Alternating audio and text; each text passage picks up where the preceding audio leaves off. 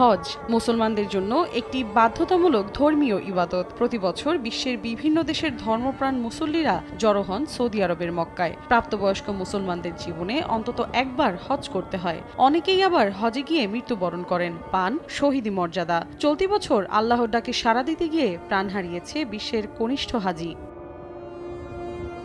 শিশুটির নাম ইয়াহিয়া মোহাম্মদ রমজান। শিশুটির মৃত্যুতে তার মাতৃভূমি মিশরের কাফর আল শেখে নেমে এসেছে শোকের ছায়া। সংবাদ মাধ্যম আল খালিদের দাবি, বাবা মায়ের সঙ্গে হজ পালনের সময় অতিরিক্ত তাপমাত্রা সহ্য করতে না পেরে মারা যায় মোহাম্মদ রমজান।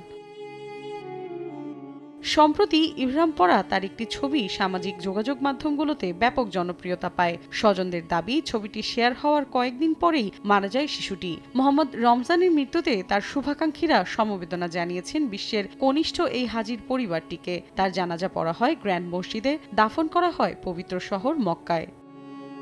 মৌসুমী সাথী, সময় সংবাদ।